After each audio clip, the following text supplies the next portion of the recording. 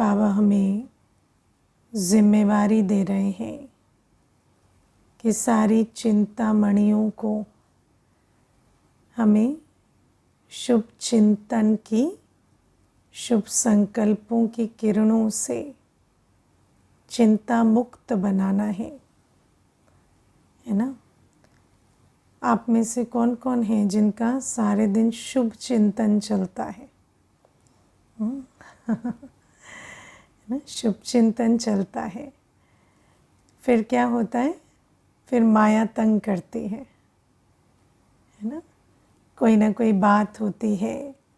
अब शुभ चिंतन ऐसा नहीं कि सिर्फ बेहद में हम सोचें कि सर्व आत्माओं के प्रति हमारा शुभ चिंतन है। नहीं, जब हम जैसे जिनके साथ उठते बैठते हैं, जिन आत्माओं के संबंध संपर्क में आते हैं, उनके साथ कई बातें होती हैं है ना, या कोई परिस्थितियाँ रोज़ आती हैं। उन परिस्थितियों के बीच, उन व्यवहारों के बीच हमारा चिंतन कैसा चलता है? कहीं हम खुद चिंतामणि तो नहीं बन जाते या शुभ चिंतन का ऑपोजिट तो शुरू नहीं हो जाता।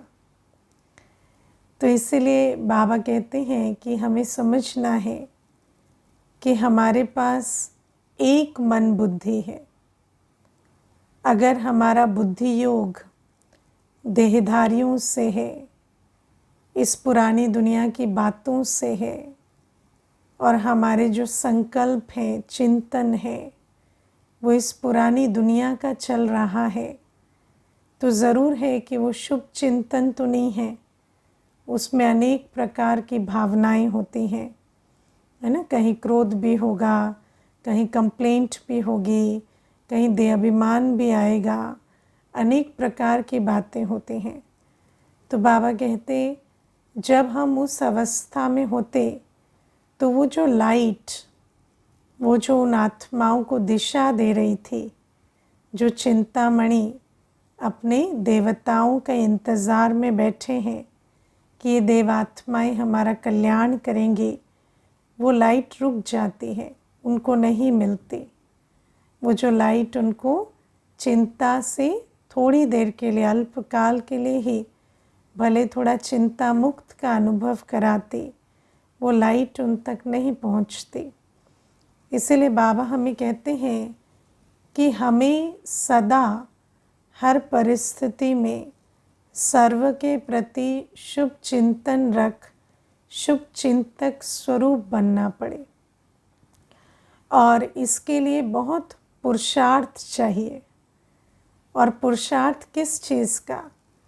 पुरुषार्थ से अपने संकल्पों को परिवर्तन करने का अगर करें तो थोड़ी देर संकल्प परिवर्तन होते हैं, फिर वापस से वैसे के वैसे चलने लगते है ना। आप देखना, कोई परिस्थिति आई, कोई आत्मा का व्यवहार बहुत उल्टा रहा, तो अगर आप सोचें कि मुझे ऐसे नहीं सोचना, मुझे ये सोचना है, ये एक आत्मा है, मुझे शुभ भावना रखनी है, शुभ संकल्प रखना है, तो 5 मिनट शांत रहे, उसके बाद फिर चलने लगा है ना। फिर वही चिंतन चलता है और मालूम भी नहीं पड़ता है ना। मुझे एक माता कहती थी, बेटा जो है वो जवान है ना, और कुछ भी काम नहीं करता और सारे दिन घर में सामने रहता है और माँ को उल्टी सीधी बातें भी कहता है, आपने ये गलत किया अपने जीवन में, आपने ऐसा कर दिया, वैसा कर दिया। तो मुझे कहती है कि दीदी सारे दिन मैं अपने आप को कहती रहती हूँ कि अटेंशन प्लीज़, इसकी तरफ ध्यान मत दो अपने आप को शुभ चिंतन में रखो, शुभ भावना रखो।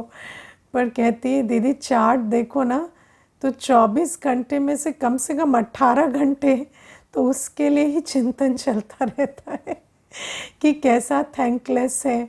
एक तो कुछ नहीं करता, 3 टाइम का खाना बना कर देती हूँ, खा लेता है चुपचाप, और ऊपर से मुझे बातें सुनाता रहता है तो कहते कि इस प्रकार से सारे दिन चलता है, अब क्या करें। तो आप सोचो कि संकल्प को परिवर्तन करने की कोशिश करें या टेम्पररी भावना को परिवर्तन करने की कोशिश करें तो थोड़ी देर होती है, जितनी देर अटेंशन है, पर अटेंशन भी तो थोड़ी देर रहता है, फिर माया अपना काम करना शुरू कर देती है।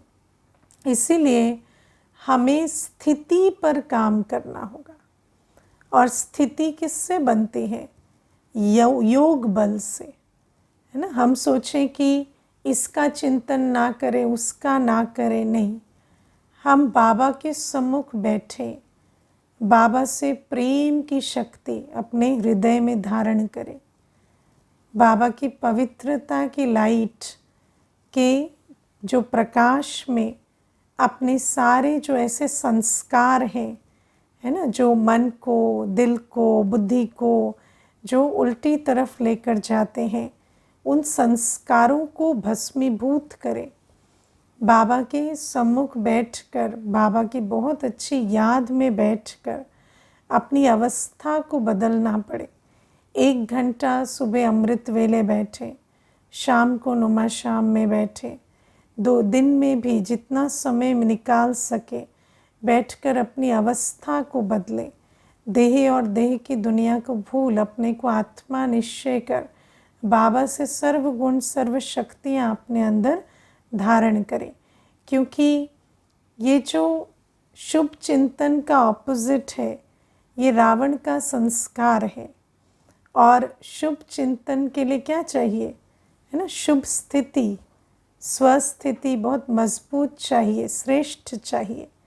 तो वो स्थिति बनेगी जब हम बाबा की अच्छी याद में रहें, याद का बल जमा करें। और विचार करो, हम तो ये छोटी छोटी बातों में फंसे रहेंगे, और जो बेहद का ये कार्य है, जो बाबा हमें कहते, इतनी आत्माएं जो अनेक चिंताओं में ग्रस्त है। आप सोचो, आज दुनिया में रोज़ नए नए भय के कारण बन रहे हैं, नई नई चिंताओं के कारण बन रहे हैं, क्योंकि कलयुगी तमो प्रधान संसार है। आजकल कहते हैं ना, न्यू फियर अनलॉक्ड, है ना। कोई ना कोई नई बात आती है और फिर कहते हैं अब इससे भी डरो। तो आज सोचो, मनुष्य आत्मा जो है वो कितने भय और चिंता की चपेट में है, और ऐसी आत्माओं के पास कोई भी रास्ता नहीं है। आप विचार करके देखो, हमारे पास तो बाबा है, उनके पास कौन है? उनके पास कोई भी नहीं। मुझे अभी पीछे एक माता बता रही थी, बहुत अच्छी बात। पहली बार सेंटर आई थी, मुझे कहती कि मैं थेरेपी के लिए जाती हूँ, माना साइकोलॉजिकल काउंसलिंग के लिए। तो वो जो लेडी मेरी काउंसलिंग करती है, वो कहती वो भी अपना फ़ोन देखती रहती है। मुझे ऐसा लगता है मेरी बात ही नहीं सुनी उसने। फिर वो कुछ कहती भी है तो मुझे ऐसे डाउट होता है, पता नहीं ये सुन के कह रही है या ऐसे ही कह रही है। तो मुझे कहती मेरा फेथ ही नहीं बनता, मुझे समझ नहीं आता। मैंने पैसे भी इतने खर्च कर लिए काउंसलिंग के लिए, लेकिन कुछ भी मुझे फ़ायदा नहीं होता। तो मुझे समझ नहीं आता कि मुझे राहत कैसे मिलेगी।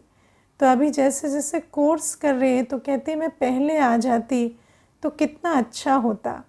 आप सोचो, हर कोई जब आता है तो कहते हैं हाँ हम ठिकाने में पर पहुंच गए, लेकिन वो जो आत्माएं हैं जो इतनी चिंता में ग्रस्त हैं कि वो हिम्मत का कदम भी नहीं बढ़ाती, है ना। कई तो ऐसे हैं, मुझे याद है हम एक बार पर्चे बांट रहे थे, तो एक माता जा रही थी सामने से, तो उसको पर्चा दिया, तो वो पर्चा लेकर कहती क्या मेडिटेशन, मैं तो वर्किंग हूँ, है ना। तो उसको तो ये कनेक्शन ही नहीं बैठ रहा कि मैं वर्किंग हो के मेडिटेशन कैसे कर सकती हूँ। वो सोचती है मैं तो वर्किंग हूँ, मैं तो मेडिटेशन कर ही नहीं सकती। तो आप सोचो कितनी ऐसी बुद्धि की सीमाएं हैं, कितनी सारी ऐसी चीज़ें हैं जो वो आत्माएं बाबा के घर तक पहुंच नहीं पा रही। अब उन सारे बंधनों को कैसे तोड़ें। अब आप देखो, ब्राह्मण बच्चे अपना तन मन धन लगाते हैं और सचमुच जो सेवाएं सेंटरों पे होती हैं, अगर कोई आए तो उसको मुक्ति, जीवन मुक्ति का रास्ता मिल जाता है। लेकिन सिर्फ एडवर्टीज़मेंट करने से या पुकारने से कोई नहीं आएंगे, है ना। जिनका वैसा पाठ है वो उस हिसाब से आते हैं, लेकिन बहुत सारी बेड़ियों में फंसी हुई आत्माएं हैं। उन बेड़ियों को कैसे तोड़ेंगे? तो ये जो हमारी शुभ चिंतक की स्थिति है, ये जो हमारे शुभ चिंतन की लाइट है, ये उन आत्माओं तक पहुंचती है। और बाबा हमें कहते हैं, फिर उन आत्माओं को ऐसा महसूस तो होता है कि कहीं से हमें कुछ मिल रहा है। फिर एक समय आता है जब उनको हिम्मत आती है और वो ढूंढते ढूंढते बाबा के घर तक पहुंचते हैं, है ना। तो बाबा हमें कहते हैं कि वो कार्य, ये सूक्ष्म कार्य, ये बहुत बड़ी सूक्ष्म सेवा है जो हमें समझनी पड़ेगी कि हमारी शुभ भावना की अवस्था, हमारी सदा शुभ चिंतक की स्थिति उन आत्माओं को रास्ता दिखा रही है सूक्ष्म में। और उस आधार से हमें प्रण लेना होगा कि कुछ भी हो जाए, हमें अपने चिंतन को शुद्ध और शुभ रखना है। चाहे कोई आत्मा कैसी भी हो, कोई परिस्थिति हमारे सम्मुख कैसी भी हो, हम अपने अटेंशन रखें कि हम याद के बल से अपनी स्थिति को ऊंचा रख, कोई भी मन को दूषित करने वाले संकल्प ना रचे, भावनाएं ना रचे। क्योंकि वो एक आत्मा जो कि बाबा से विमुख है, जो आत्मा है ना कोई ऐसे कर्म कर रही है या कोई परिस्थिति है, उसके एक के चक्कर में हम अपने विश्व कल्याण की जिम्मेवारी को तो नहीं भूल सकते ना। तो बाबा हमें कहते हैं इतना हमें अटेंशन अपने पे रखना पड़ेगा, लेकिन उसके लिए बेहद की वृत्ति चाहिए, है ना, बेहद की वृत्ति। मुझे याद है एक माता थी, उसके 4 बच्चे थे। तो एक बच्चा जो था वो हॉस्पिटल में था, तो उस बच्चे को कुछ देर अकेला छोड़ के हॉस्पिटल में आती थी और बाकी 3 बच्चों के लिए भोजन बनाती थी। तो मैं उसको कहती थी कि आप उसे अकेला छोड़ आते हो हॉस्पिटल में, तो मुझे कहती कि 3 और भी तो है ना दीदी, एक वही तो नहीं है। तो ये 3 भी तो भूखे हैं, इनको भी देखना पड़ता है। तो आप सोचो कि बेहद उसकी भी वृत्ति क्या है कि मेरा एक बच्चा नहीं है, 3 है। 3 और है तो 4 है। उसको कोई ज्ञान नहीं है, वो बाबा को नहीं जानती, लेकिन आप सोचो मनुष्य को भी इतनी अक्ल होती है। और बाबा तो हमें इतना बेहद की बुद्धि देते हैं कि तुम्हारी ये जो सिर्फ तुम नहीं हो, या तुम्हारी फीलिंग्स, तुम्हारे इमोशन, तुम्हें ऐसा लगा, तुम्हें वैसा लगा, वो बहुत छोटी बात है। वो सब तो देहाभिमान की बातें हैं, या कोई 1-2 की बात भी नहीं है। तुम विश्व सेवा पर उपस्थित हो, तो तुम्हें उस बेहद के कार्य को रख कर आँखों के सामने, भले ही आँखों से दिखता नहीं है, लेकिन बुद्धि की नयन में उस कार्य को रख कर और अपनी अवस्था को सदा शुभ चिंतक के रखना है। ये एक जिम्मेवारी है, इसको हमें उठाना पड़ेगा। क्योंकि आप देखो, हम लोगों को बाबा जो ज्ञान देते हैं वो ज्ञान सूक्ष्म सेवा का है ना। लेकिन हम अभी भी स्थूल, है ना, इसको सुनाया, इसको पढ़ाया, इसको बोला, उसने कहा, इन बातों में या संकल्प शक्ति से या शुभ भावना की शक्ति से विश्व परिवर्तन कैसे होता है, अभी हम उस बात पर शायद इतना अटेंशन नहीं देते हैं। लेकिन बाबा हमें कहते हैं कि जो भी सूक्ष्म कार्य होना है, जैसे आप देखो धरती पर बीज बोने से पहले धरती को पूरा प्लाव करना पड़ता है ना, जोतना पड़ता है। तो वो जो धरनी तैयार करना, वो तो आपको इस मनसा शुभ भावना शुभ चिंतन के आधार से करनी पड़ेगी। फिर उसके बाद जब वो लाइट पाकर आत्माएं ठिकाने तक पहुंचेंगी, तब तो ज्ञान का बीज बोएंगे। और नहीं तो रास्ता नहीं देखेंगी, पहुँचेंगे नहीं ठिकाने तक तो ज्ञान का बीज कहाँ बोएंगे। इसलिए दोनों सेवा साथ साथ चलनी चाहिए। तो बाबा हमें कहते हैं तुम्हें शुभ चिंतक बन शुभ चिंतन के द्वारा आत्माओं को लाइट दिखाकर, रास्ता दिखाकर मंजिल तक पहुंचाना है। ये बाबा हमें जिम्मेवारी देते हैं। और फिर बाबा हमें आज याद और दिव्य गुण दोनों पर अटेंशन खिंचवाते हैं। और बाबा हमें कहते हैं कि भक्ति में भी याद करते हैं भगवान को, लेकिन वो याद जो है उससे कोई लाभ नहीं होता, क्योंकि बिना जाने याद करते हैं, है ना। और बिना जाने याद करते हैं तो याद बाबा तक पहुंचती नहीं है। अब हम तो बाबा को जानते हैं, तो हमें बाबा जो है जैसा है वैसा जानकर और बाबा को जानने से बाबा को याद करने के लिए हमें पहले क्या करना पड़ता, अपनी आत्मिक स्थिति में स्थित होना होता। क्योंकि आत्म अभिमानी आत्मा ही बाबा की याद में बैठ सकती है। तो हम अपने को आत्मा निश्चय कर बाबा की यथार्थ याद में बैठे। बाबा कहते इस याद में बहुत कुछ समाया हुआ है, तुम निरोगी बन जाएंगे, तुम्हारी आयु बड़ी हो जाएगी, आत्मा हल्की हो जाती पापों के बोझ से, है ना। आत्मा जो है वो फूल बन जाती है। बाबा ऐसे कई याद की जो महिमा है वो आज सुनाते हैं कि आत्मा के विकर्म विनाश हो जाते, या आत्मा सतो प्रधान बन जाती, निरोगी बनती, मृत्यु का भय छूट जाता। ये सारी बातें बाबा कहते याद में समाई हुई हैं। तो हम याद तो करते हैं, और याद हमें कैसे करना है, बाबा को जो है जैसा है वैसा जानकर उसे याद करना है। ऐसा नहीं कि बाबा को याद कर रहे हैं और सोच रहे हैं कि हमारी परिस्थितियां बदल रही हैं, सारी चीज़ें इधर उधर ठीक हो रही हैं, वो संकल्प रखकर नहीं, बाबा को याद कर रहे हैं तो मैं पवित्र बन रही हूँ। आप बाबा को याद कर रहे हैं तो परिस्थितियाँ ठीक नहीं हो रही हैं, मैं पवित्र बन रही हूँ। बाबा पवित्रता का सागर है, बाबा स्नेह का सागर है, मैं स्नेह स्वरूप बन रही हूँ, मैं पवित्र बन रही हूँ। उस आधार से बाबा को याद करना है, या बाबा से सर्व संबंध के आधार से बाबा को याद करना। तो बाबा के वर्षे का नशा चढ़ता, या बाबा मुझे वरदान देते हैं सतगुरु रूप में, मैं वरदानी मूर्त आत्मा हूँ, ये नशा चढ़ाना। तो बाबा कहते हैं ये याद की विधि तुम्हें अपनानी है, और इस याद के बल से आत्मा सतो प्रधान बनती है।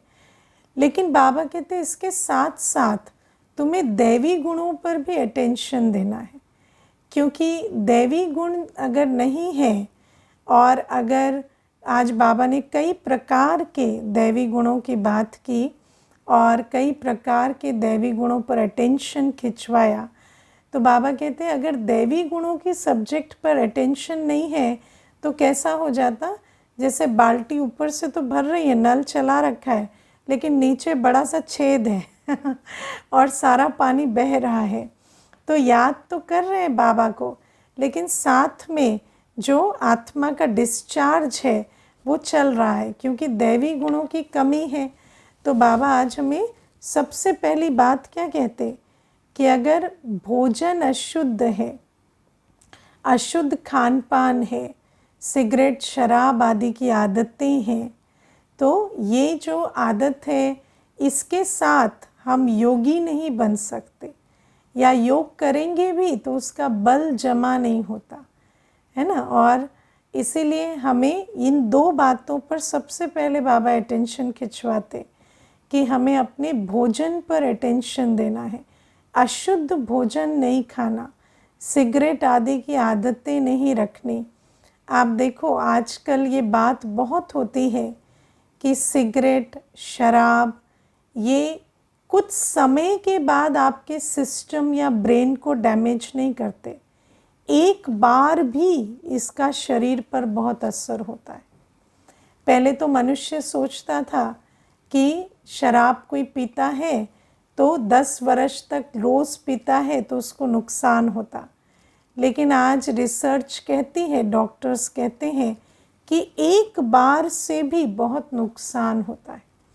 और बाबा हमें कहते हैं ये जो व्यसन होते हैं ये क्या करते, बुद्धि पर वार करते हैं, है ना। और वो बुद्धि जिस बुद्धि से हमें बाबा से बुद्धि योग लगाना है, अगर हम सिगरेट आदि पीते हैं या इस प्रकार की चीज़ें करते हैं तो उस बुद्धि पर ही असर आ जाता है।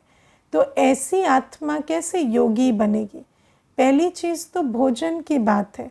मुझे याद है एक बार मैंने किसी को देखा, उसने कुछ, है ना, कुछ सिगरेट जैसा कुछ लिया हुआ था, तो वो जो भाई था वो बहुत तेज़ तेज़, जैसे ना उसका हैंड मूवमेंट हो रहा है और लग रहा है जैसे बहुत तेज़ चल रहा है, लेकिन चल बहुत धीरे रहा था। तो क्या है कि वो अपने माइंड में बहुत तेज़ चल रहा है लेकिन एक्चुअली तेज़ नहीं चल रहा, क्योंकि वो सारा जो सिस्टम है, वो ब्रेन बॉडी का जो कोऑर्डिनेशन है वो ख़राब हो जाता है। तो समझ में ही नहीं आ रहा, वो इतना एफर्ट डाल रहा है, ऐसा लग रहा है जैसे कि बहुत तेज़ भाग रहा हो, उसको खुद को लग रहा है, लेकिन उसका जो शरीर है वो बहुत धीरे चल रहा था। तो बाबा हमें कहते हैं कि इस प्रकार से ये जो चीज़ें हैं, अगर ऐसी ही हमारी अवस्था है, अब देखो मुझे तो पहले ना, क्योंकि भगवान को समझते नहीं है इतना, तो पहले मुझे लगता था अरे सभी ब्राह्मण मुरली सुन रहे हैं, कौन ऐसी चीज़ें खाता पीता होगा, बाबा ऐसे ही कह रहा है, शायद बाहर वालों को कहता होगा लेकिन मुझे धीरे धीरे समझ में आया कि बाबा तो अपने बच्चों के लिए मुरली चला रहा है, और अगर बाबा मुरली चला रहा है तो बच्चे ऐसे काम कर रहे हैं है ना। तो इसका मतलब बाबा को मालूम है, शायद हमें नहीं मालूम, लेकिन बाबा को मालूम है, इसीलिए बाबा ऐसी मुरली चला रहा है। तो अगर ये हाल है तो कैसे सतयुग जाएंगे, है ना। तो बाबा हमें कहते योग बल भी जमा हो, उसके लिए पहले तो ये व्यसन ना हो। फिर बाबा कहते भोजन आदि भी, अगर अशुद्ध भोजन है, ऐसा भोजन जिसमें, है ना, जीव हत्या का, जैसे, है ना, उसमें वाइब्रेशन है, वायलेंस की वाइब्रेशन है, जानवर को मार कर खा रहे हैं, तो उसकी जो देखो मरने की अवस्था कैसी होती है, उस समय की वाइब्रेशन को कोई स्वीकार कर रहा है तो सोचो कि उसका योग कैसे लगेगा।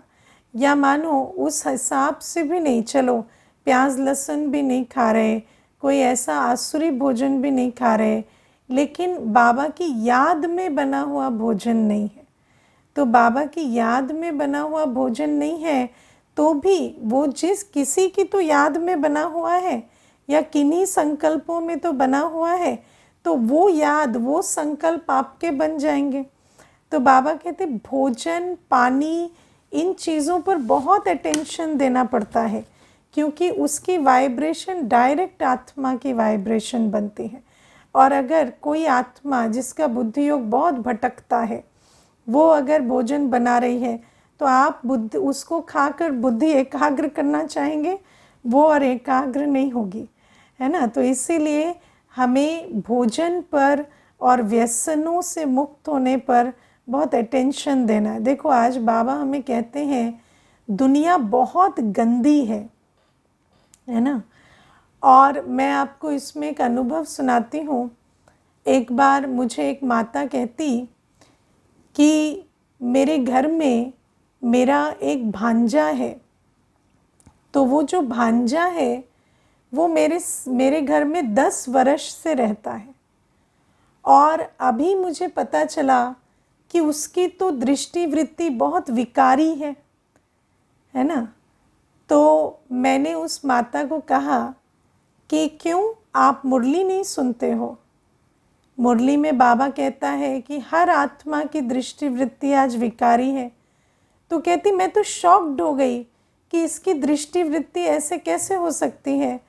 तो मैंने कहा कि आप क्यों शॉक्ड हुए क्योंकि आप भगवान की नहीं सुन रहे, है ना। हम सोचते हैं कि हमें बड़ा समझ है और हमें बड़ी परख है और कोई विकारी है या उसके अंदर क्या छुपा है हम सब जानते हैं, है ना। हम इस तरह से बात करते हैं, वो तो ऐसे नहीं है, वो तो इस प्रकार से नहीं करते। अरे अपना तो पता नहीं है तुम्हें क्या क्या संस्कार भरे पड़े हैं, दूसरे का पता है कि वो ऐसा नहीं है, वो वैसा नहीं है ना। मुझे एक बार किसी ने कहा मेरी सास की भावनाएं तो बहुत अच्छी है, उनके हाथ का खा लेती हूँ। मैंने कहा कल तक तो आप उसकी कंप्लेन करते नहीं थकते थे, आज आज आप कहते हो वो तो बड़ी पूजा पाठ वाली है। तो क्यों? क्योंकि आज आपको भोजन बनाने का मन नहीं है तो आपने कह दिया कि उसके हाथ का खा सकते हैं। तो बाबा हमें कहते हैं कि इस दुनिया में इंतज़ार मत करो कि किसी के विकारी स्वरूप के आपको दर्शन हो। इस दुनिया में ज्ञान के आधार से समझो कि हर आत्मा की हालत बहुत खराब है ना। मनुष्य खून करते हैं, डाका डालते हैं, कहाँ रहते हैं? दूसरे ग्रह से आते हैं क्या? वो यहीं रहते हैं ना, हमारे आसपास ही रहते हैं ना। जब तक नहीं करते तो पता नहीं लगता कि ये हालत है अंदर या ये चलता है। इसलिए बाबा हमें कहते हैं कि हमें बहुत अपने पर अटेंशन देना है। ऐसे नहीं कि किसी के भी हाथ से भोजन खा रहे हैं, कुछ भी कर रहे हैं, तो बाबा कहते हैं ये सारी अटेंशन देकर अपने भोजन को, अपने पानी को, हर चीज़ को, पानी भी पीते हैं, एक घूंट चाय भी पीते हैं, तो 1 सेकेंड है ना रुक जाओ, थोड़ी देर बाबा की दृष्टि दो और फिर पियो। ऐसे क्या हड़बड़ी, 10 सेकेंड तो दृष्टि दे ही सकते हैं ना। तो इस प्रकार से अटेंशन की बात है। तो बाबा कहते हैं ये दैवी गुण होने चाहिए, क्योंकि अगर हम जो मुख के द्वारा आत्मा की स्थिति को हिलाएंगे तो फिर वो स्थिति योगी अवस्था में विघ्न डालती है। फिर दूसरी बात बाबा कहते हैं विकार नहीं होने चाहिए। अब विकार जो है काम, क्रोध, लोभ, मोह, अहंकार, उसके आधार से जो मोटी चलन हम चलते हैं, है ना। जैसे काम विकार में स्थूल रूप में कोई जाते हैं या क्रोध करते हैं, अपशब्द बोलते हैं, तो उन बातों को हम अटेंशन दें। जो हमें विकार प्रत्यक्ष मालूम पड़ते हैं उन पर हमें चेक और चेंज करना पड़े। और दूसरे होते हैं जो इतने सूक्ष्म हैं कि वो अंदर से ऐसे नहीं निकलेंगे, तो उसके लिए योग बल पर अटेंशन दें। तो बाबा कहते हैं निर्विकारी भी बनना पड़े, क्योंकि मोटे रूप की विकारी चलन है ना। मुख से अपशब्द कह रहे हैं, दुख दे रहे हैं, थप्पड़ लगा रहे हैं, है ना, या किसी को उल्टी सुल्टी बातें कह रहे हैं या विकार में जा रहे हैं और फिर सोचे हम योगी बने, ऐसा नहीं हो सकता। और ख़ास काम विकार वाला तो कभी योगी नहीं बन सकता, क्योंकि काम विकार तो संपूर्ण देह अभिमान में ले आता है ना। तो भले वो अपने दिल को खुश करता रहे कि मैं तो 2 घंटे योग किया, 3 घंटे किया, अव्वल तो बैठ नहीं पाएगा लेकिन अगर इतना भी अपने को छल ले तो भी उस योग का बल जमा नहीं हो रहा। तो ये बाबा हमें कहते हैं कि इस प्रकार से मोटे रूप की चलन को तो कम से कम चेक और चेंज करें, और बाकी सूक्ष्म में परिवर्तन लाने के लिए तो हमें बहुत योग बल चाहिए। तीसरा बाबा कहते दुख देते हैं, लड़ते झगड़ते हैं, तो ऐसी चलन नहीं चलेगी, है ना। मोटे रूप से लड़ाई झगड़ा करते हैं, दुख देते हैं, तो ऐसी चलन वालों का योग नहीं लगता। आप किसी को दुख देकर, झगड़ा कर कर योग में बैठेंगे, आपका योग कभी नहीं लगेगा, है ना। आप योग में भी क्या करते रहेंगे, बाबा मैं राइट हूँ, उसने ऐसा किया तो ऐसा तो करना ही पड़ेगा, वैसा करना ही पड़ेगा। और बाबा क्या कर रहा है, बाबा वहाँ और नहीं है क्योंकि बाबा तो ऐसी देह अभिमान की स्थिति में गायब हो जाता है। तो बाबा कहते हैं ऐसे दुख देंगे, लड़े झगड़ेंगे, तो ऐसे वाली आत्माओं के योग बल तो जमा नहीं हो सकता। तो बाबा ये बातें हमें समझाते हैं कि दिव्य गुणों पर तो अटेंशन देना पड़ेगा। फिर बाबा आज कहते हैं कि कुछ गुप्त पाप होते हैं, कुछ प्रत्यक्ष पाप होते हैं, है ना। गुप्त पाप और प्रत्यक्ष पाप, अब देखो प्रत्यक्ष पाप जो होते हैं वो तो प्रत्यक्ष हो जाते हैं, सबको मालूम पड़ता है ना। अगर हमारा टाइम टेबल ठीक नहीं है, हम अमृत वेले सोते हैं, हमारी खान पान अशुद्ध है, हमारे से उल्टे बोल निकलते हैं, हम डिसिप्लिन में नहीं चल पाते, तो ये सारी चीज़ें तो दिखाई देती हैं, ये प्रत्यक्ष पाप हो जाते हैं। और प्रत्यक्ष पाप जो है उसके प्रति कहीं ना कहीं थोड़ा अटेंशन भी जाता है, क्योंकि लोक लाज भी होती है ना, ब्राह्मण कुल में आकर वो वाली लोक लाज हो जाती है कि अब भाई ये देख रहे हैं वो देख रहे हैं। लेकिन जो गुप्त पाप होते हैं, है ना, गुप्त पाप माना दो तरह के होते हैं। एक जो आप छिपा कर करते हैं, है ना, छिपा कर मनुष्य विकार में जा रहा है, छिपा कर, है ना, छिपा कर अंदर जो है वो क्रोध रख रहा है, दुर्भावनाएं रख रहा है, छिपा कर मनुष्य जो है रो रहा है। तो इस प्रकार के ये जो पाप हैं ये गुप्त पाप में जाएंगे, क्योंकि छिपा कर रहे हैं। दूसरे सूक्ष्म में जो पाप करते हैं, जैसे कि आप देखो किसी से मिल रहे हैं, जुल रहे हैं, लेकिन अंदर जो है वो दुर्भावना रख रहे हैं, अंदर शुभ चिंतन नहीं चल रहा, तो भले ही सामने वाले को पता नहीं चलता। आप देखना सालों साल उठते बैठते हैं किसी के साथ और पता ही नहीं चलता कि इनके मन में क्या हमारे लिए संकल्प चल रहे हैं, क्या भावनाएं चल रही हैं। तो भले ही आपको पता लगे या ना लगे, लेकिन वो पाप तो बन रहा है ना। तो भले कोई और करे तो वो बात हम तो कुछ कर नहीं सकते, लेकिन अपने अंदर अगर किसी के प्रति शुभ संकल्प नहीं चलते या अशुद्ध संकल्प, अशुद्ध भावनाएं हमेशा रहती हैं, तो ये पाप का खाता भी हमारे सामने आएगा। और ख़ास ये जो अशुद्ध संकल्प है क्यों चलते हैं? ईर्ष्या के कारण, है ना, ईर्ष्या के कारण चलते हैं। मैं आज आपको थोड़ा ईर्ष्या के बारे में समझाती हूँ। जब किसी के प्रति ईर्ष्या होती है ना, तो आप क्या कहते हो, उसके पास जो है उसके पास नहीं होना चाहिए था, मेरे पास होना चाहिए था, लेकिन उसने गलती से उसने गलत करके अपने पास रखा हुआ है। तो ईर्ष्या क्या होती? उसका मान, उसका पद, उसकी शान, उसका नेम फेम, उसकी जो है ना पद पोजीशन है, वो सब कुछ वो डिज़र्व नहीं करता, डिज़र्व मैं करता हूँ, लेकिन उसको गलती से मिला हुआ है और वो रॉन्ग है, और उस आधार से ईर्ष्या होती है। और वो जो ईर्ष्या है उस कारण से समीप संबंध में रहते हुए, मैंने देखा एक भाई मुझे कहते थे, मेरा जो मित्र है, देखो भाषा देखो ईर्ष्या की कैसे होती है।